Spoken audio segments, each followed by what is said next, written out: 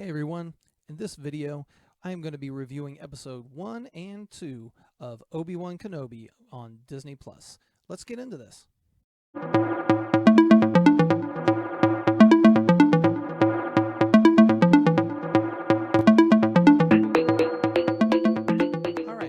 this is how I'm going to do my review. I'm going to give you 3 things that I loved about each episode, 3 things that I didn't love about each episode, and then I'm also going to give some predictions about what I think will happen as the series moves on. I'm probably going to talk about some other little odds and ends as well.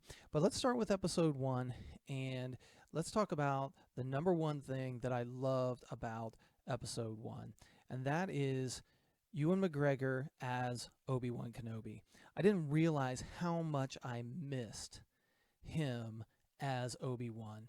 I grew up with the original trilogy, loved Alec Guinness as Obi-Wan, but we really got a great Obi-Wan in Ewan McGregor, and he was tremendous in the first 2 episodes, really, both episodes. I just loved what he was what he is Obi-Wan. I mean, that's just the way to say it. Not only with just, I mean, just everything that he did. He's a great actor. He delivers his lines perfectly. He has so much expression in his face and in his eyes, little glances here or there. He can say so much as Obi-Wan without even saying a line. In fact, for the first 2-3 minutes of the show, he doesn't even have a line, and you are right back into the world of Star Wars with Obi-Wan Kenobi. And so it is just great to see him as that character. A lot of people say that he was the best thing of the prequels. I probably am on board with that as well, and he brings it back immediately in these episodes. All right, let's go to number 2. The second thing that I loved about this first episode was the opening scene with Order 66. I thought that was really, really good to see. Order 66 is just such a heart-wrenching scene in the prequels in episode 3, and that really stands out to me.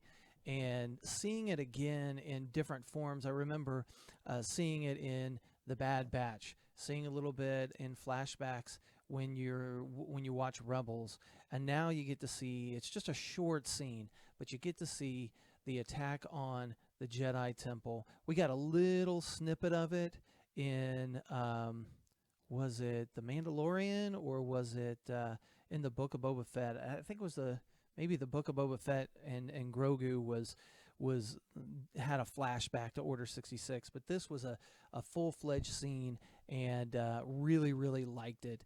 Being able to see the Jedi fighting the clones looked like they were actually there. They were actually physically people and not just CG characters. And Order 66, that scene was really, really good. All right, the third thing, and I'm only going with 3. There's really more things that I liked about this first episode. But the third thing that I really liked about this episode was Little Leia. I don't know what anybody's going to be what they're going to call her. I have just dubbed her as Little Leia. I thought that she was great. I thought I never would have expected that. First of all, yeah, I didn't expect to see that particular character in this series in any way, shape, or form. Maybe just, a snippet here, and maybe we'll see a little bit more of Luke, but Little Leia was a standout in my mind. It's the way that Grogu or Baby Yoda, when he showed up in The Mandalorian, I think that a lot of people are going to latch on to Little Leia. I thought she captured the spunk and the fire that Carrie Fisher had in A New Hope when you were first introduced to her. Almost every time she was delivering lines, especially when she went off on her cousin, I thought that really kind of brought me back to when Princess Leia is confronting Grand Moff Tarkin in A New Hope. She was great. She really was. And apparently she must be the fastest runner on the planet too, but I'll get to that in a second. Or should I say fastest runner in the galaxy. But those were the 3 things that I loved about episode 1. The Order 66, Little Leia and everything about her, and then also Ewan McGregor back as Obi-Wan Kenobi. Didn't realize how much I really missed that. All right, let's talk about 3 things that I really didn't love about episode 1. It took me a while to put this list together, and I really had to think about it. I watched the episode twice today. Actually, I ended up watching episode 1 3 times for this review, and every time I was able to pick up just a little bit more. But here's one thing that I didn't like. The kidnappers must be the most inept kidnappers in the galaxy, because they can't catch a 10-year-old that's running as fast as she can, granted, but all they needed to do was take 3 steps and they should have captured her. I mean, they got stopped by a bush one time. They got stopped by a branch. The one kidnapper ran and put her shoulder into the branch and couldn't just duck and go under the branch to get Leia. They could have grabbed her multiple times. I thought that was kind of silly. In fact, I was watching this with my wife, and she turned to me and she said, "Are they just a bunch of buffoons? What is going on?" That was really the only big complaint that my wife had as well, is why can't they catch this little girl? Although I will say the chase scene overall I thought was kind of meh. But the coolest part of the chase scene was when little Leia slides under the branch and kind of slides down the hill. I'm sure that a lot of people like that. I don't know if that was actually that little actress doing that, but that was pretty cool. So I really didn't like the chase scene. They were pretty bad. And let's say this as well. Not only were the kidnappers bad chasing little Leia, but at the beginning of the episode, or earlier in the episode, when the Inquisitors are in the little saloon and the Jedi reveals himself and he starts to take off running, they don't even chase him. It looked like the 5th brother maybe kind of took 3 or 4 steps and maybe ran into the crowd. But I'm like, come on, there's 3 of you. There's 1 of him. You didn't even try to chase him. So I don't know. I thought that was kind of silly as well. So, all right. So that was really my only big complaint about the first episode. But I said I was going to do 3 things I loved, 3 things that I didn't love so much. So here are my other 2 things that I didn't love about episode 1. Let's start with let's go to the next one, and that is just the Inquisitors altogether. For whatever reason, as I was watching episode 1, everything seemed to feel like Star Wars to me. It was, I mean, obviously Obi-Wan felt like Star Wars. The city on Tatooine, I'm assuming that's Anchorhead, it felt like Star Wars. One thing that was nice was that the city was actually populated with a bunch of people, as opposed to the Book of Boba Fett, which looked like there were only maybe 10 extras on scene to be in the background. But the Inquisitors themselves, there's something about all of them. Their design just feels off. They just feel their design and makeup just kind of feels cheap. Maybe it's because I'm used to seeing the Grand Inquisitor from Rebels, and I like that look better than than the look that they have here in Obi-Wan. Same thing with 5th Brother. It just didn't. I don't know. It just doesn't do it for me, and it just is something that I'm not a huge fan of. Now that kind of leads me to the third thing that I didn't like about this episode, and I know I'm probably going to catch some heat for this for whatever reason, but I need to talk about Reva. Obviously, the what is she? Not the second sister. She's the third sister. Excuse me. Obviously, she is the main protagonist. She's the one that we're going to follow, and I gotta say, there's either one or two things going on with her, and this is going to be number 3, and I can't figure out which one it is. This is the third thing that I am uncomfortable with episode 1. Either Reva has been written brilliantly, and this actress is acting, putting on a great performance, or she's been very poorly written, and this actress is doing the best that she can with what she's got. And this is the reason why I say it. If this character And you almost really have to watch episode 1 and episode 2 to really get the feel here. I think I started to like her more as we got into episode 2, and I start to see where they're going with this character. But she doesn't fit with the Inquisitors. And you don't really realize that in episode 1. You start to see it in episode 2. So if their point is to show that she does not fit with the Inquisitors, she is not truly a part of the Empire. She's an outcast that just happens to have latched on to the Inquisitors because she was a Jedi that has turned dark. If that's what they're going with, and they're trying to say that, you know what, she's a bad guy, but she's not really a bad guy, and she's an outsider even within her own group, then I think they're doing a really good job with that. I said to my son, who I watched this episode with as well, and he's a big Star Wars fan, and I said to him, I said, she feels like a try-hard. I don't know if you know what that means, but when I say try-hard, it's like she is trying so hard to be this tough, really, like, get out of my way. I mean, she bosses people around. And it just doesn't fit with the other Inquisitors. It doesn't fit with what the Empire is. And if that's what they're going for, then they're doing a really good job of it. But if they're trying to make her look like this really bad to the bone, you need to be afraid of this Inquisitor, then they're doing a really bad job of it. So my third complaint about not really knowing where they're going with Reva, I guess I won't know whether I like this or I don't like it until we see a few more episodes. So that kind of leads me into my predictions for episode 1. Now, obviously, I'm not going to predict something that happens in episode 2, but let's talk about some things that I think will happen based off of what I saw in episode 1, what's going to happen as we move into the future. Number 1, obviously, I mean, they might as well just smack you over the head or post it on the screen. Eventually, Obi-Wan is going to talk to Qui-Gon Jinn, Master Qui-Gon. It's going to happen. There's zero doubt of that at all. It's going to happen. He tried to reach out to him, didn't happen. They showed it in the previously seen on, if you will, when they were showing clips from the prequels. He is going to talk to Qui-Gon. So I'm pretty confident that prediction is going to happen. In fact, I think I may have read somewhere.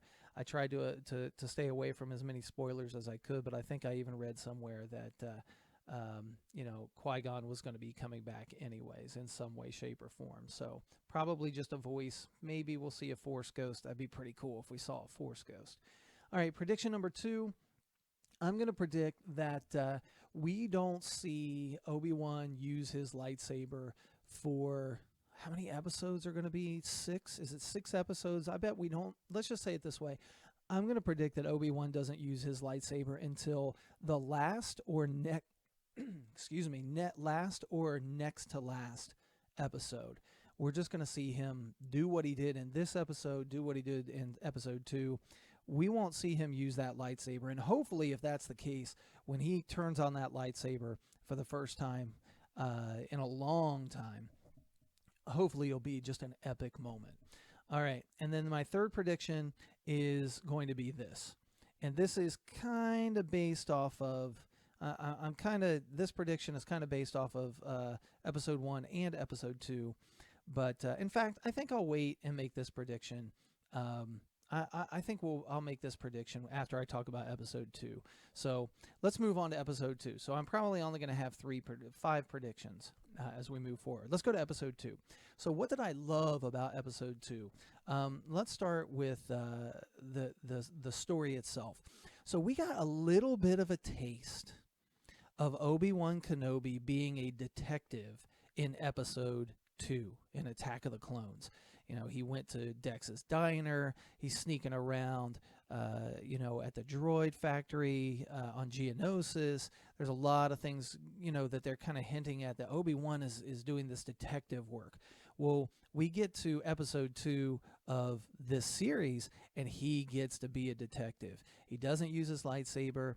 He is asking questions. He's sneaking around. He sneaks in to try to find little Leia, and just loved what uh, that whole storyline. I kind of lost track of my thought there for a second, but I love that storyline just of him, Obi-Wan Kenobi, being a detective, and that was really cool to see. So I love that.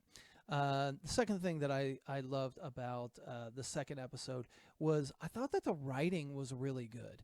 Now, I know this is kind of hit you over the head. It was kind of obvious, but the interaction and the dialogue between Obi-Wan and little Leia, they really had, in my opinion, I thought they had some good chemistry. They acted well with each other.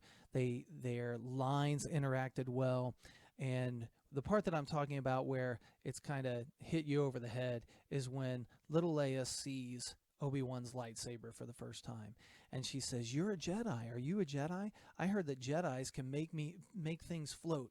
And she says, "Make me float." And the first time I saw this episode, that line really didn't stand out to me. It made me chuckle a little bit, but it didn't really stand out to me until I watched it the second time. And later on in the episode, when Leia tries to make the jump, she's running away, she's being chased, she tries to make the jump, and then, like I said, if you haven't watched the episode, you need to go watch it before you listen to the rest of this. And then she falls, and Obi-Wan sees her basically falling to her death. He builds up the energy to use the Force, and he stops her from hitting the ground by making her float. And I just thought that was really cool. Now, it's a cheesy line. It's kind of a silly thing. It's very basic writing, but the way that they showed it was really good. And I think that's you got to give credit to the actress who's playing little Leia, Obi-Wan, and also just the way that they shot everything. You could tell that Obi-Wan was struggling to use the Force, and when he finally used it, boom, he does it to make her float. And I thought that was really cool. So I really liked the detective story. The second thing I loved is the writing, especially the interaction between Obi-Wan and little Leia. And then the third thing that I loved about the second episode were all the bounty hunters, especially two. Two stood out to me. The dinosaur bounty hunter I thought was awesome, and I hope that we get an action figure of the dinosaur bounty hunter at some point in time. And then I thought it was Forlom. I thought it was, the droid that we see in Empire Strikes Back, the bounty hunter we see in Empire Strikes Back. But he gets shot at the end, so I don't know if that is the character and he gets repaired. But I really thought that those bounty hunters were really cool, especially those two, to see the dinosaur bounty hunter and then also Forlom as well. I really like that. All right, let's go to the three things in episode 2 that I really didn't like. And I'm going to go, this is going to sound bad, but again, almost all three of my things that I really wasn't a fan of deal with Reva as an Inquisitor. So let's start off with another complaint that I had from episode 1. It's just with a different character, and that is when Reva eventually figures out and is on the rooftop, and she sees the gunfight going on between the dino bounty hunter, and Obi-Wan, and she sees the blaster fire. She starts running. She starts going from rooftop to rooftop to get to that scene, and she's doing all this parkour. And so she's parkouring, and it reminded me of The Office and Michael Scott going, "Parkour, parkour," but she was doing a lot better than he was. But she's jumping over things. She's doing this. She uses the Force to knock over this to knock over this beam that she runs up and then does a backflip to get to the next rooftop. And I just am like, what is taking you so long? Why? Maybe this is why you didn't chase the Jedi in the first episode, because you're not very fast. It felt like it took her forever to even get to the scene where they were. And I realized that it looked like it was pretty far away.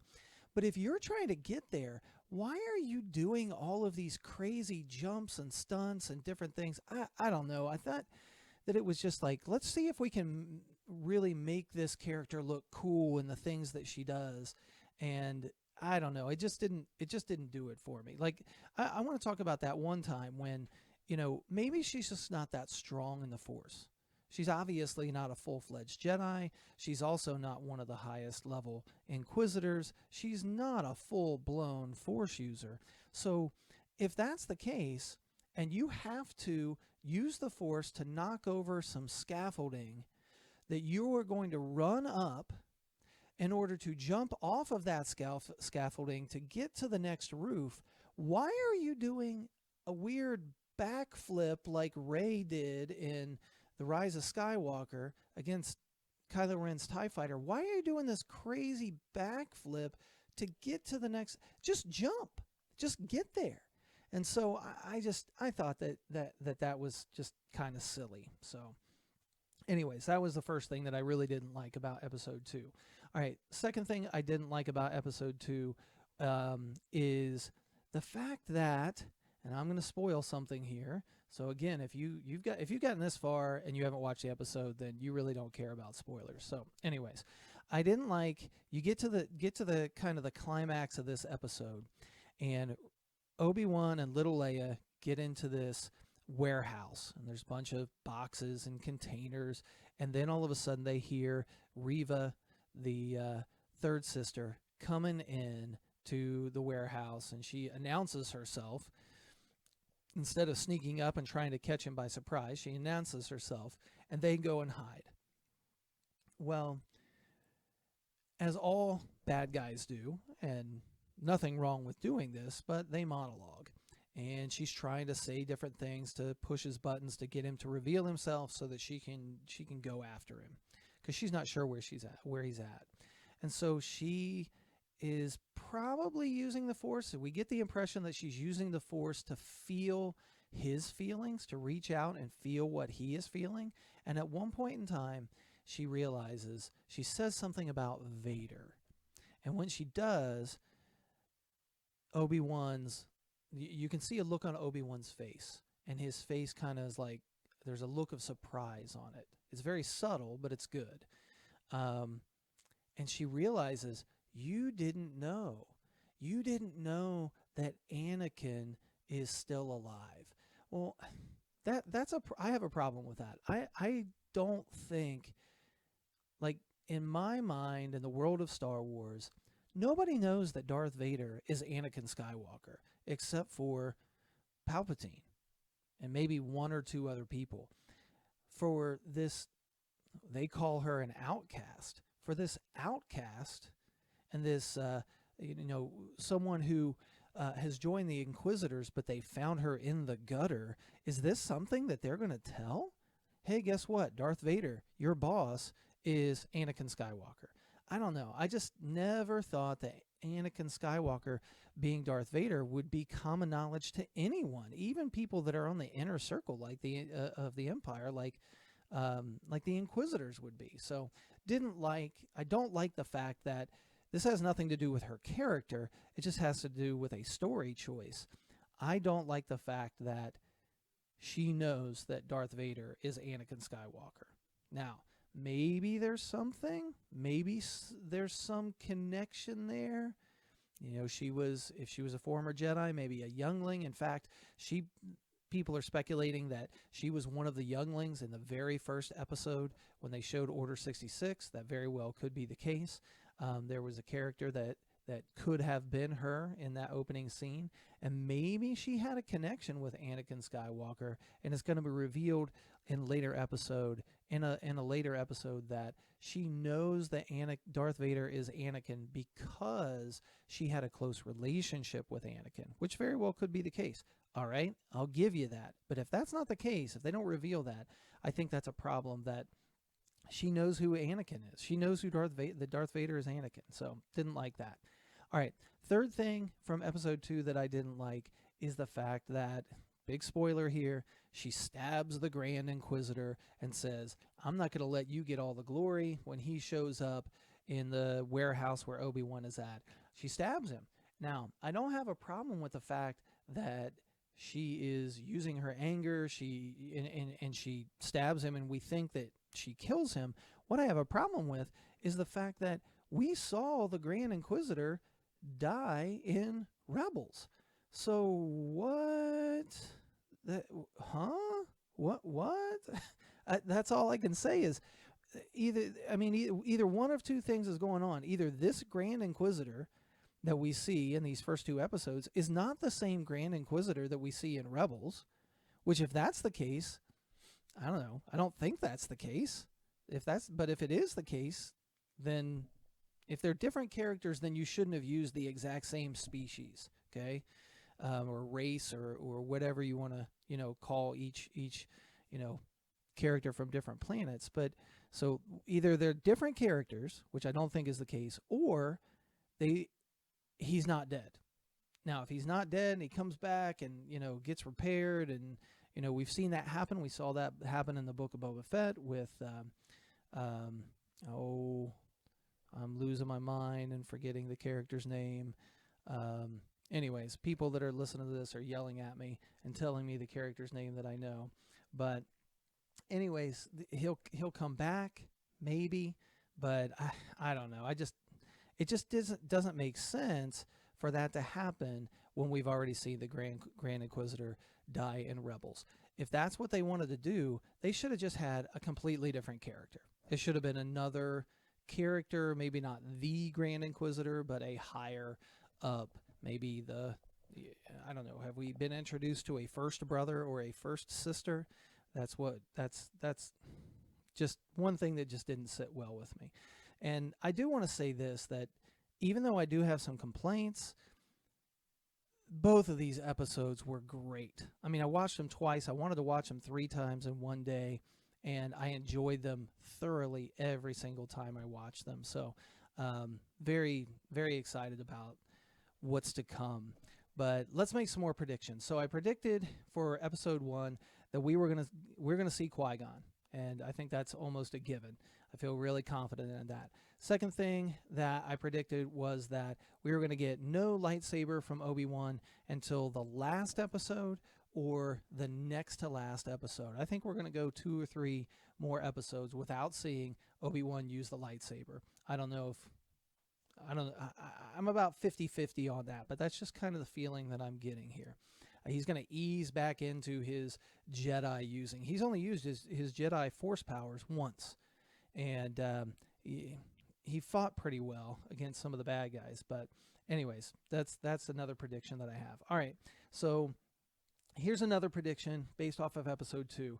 My next prediction is that the Grand Inquisitor is not dead. We're going to see him come back in some way, shape, or form. I mean, we saw what happened with Anakin. He should be dead, but he becomes Darth Vader. I think the Grand Inquisitor will be back, and we'll be able to have the continuity with Rebels. That's just what I'm thinking. Next prediction based off of this episode is, and there's kind of 2 predictions in one here.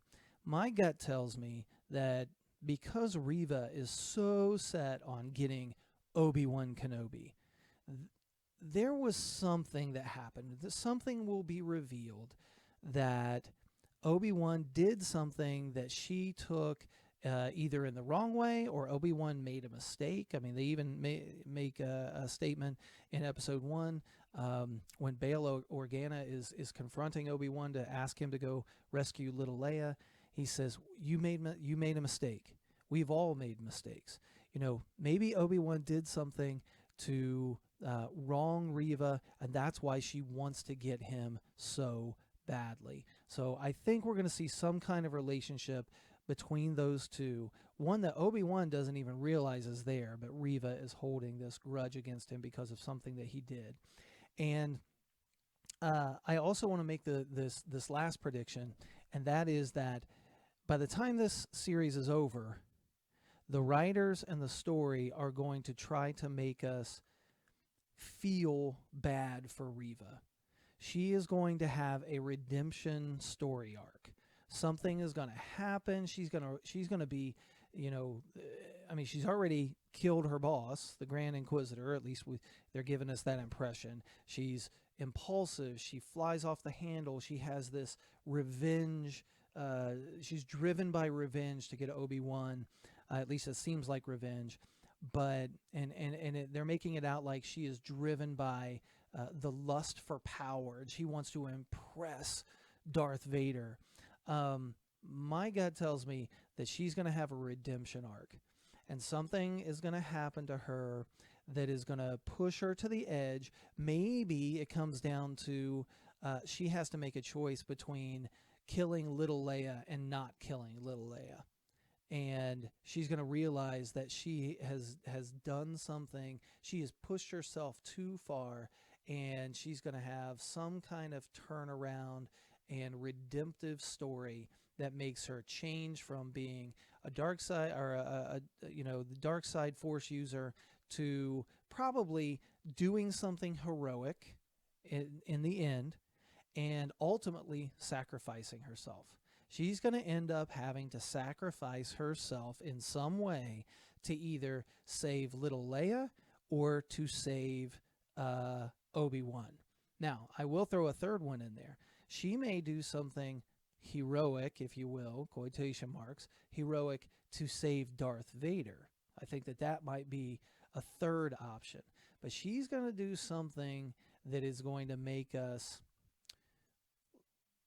feel like she is a hero in some way. And so that's my last prediction.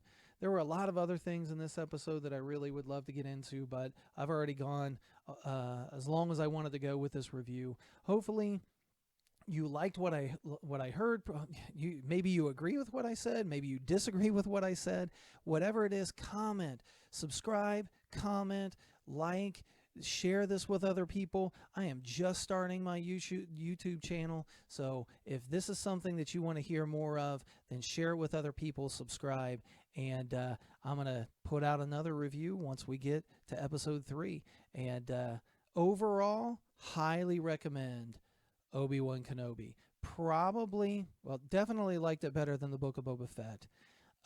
So far, I like it more than The Mandalorian. I know it's only been 2 episodes.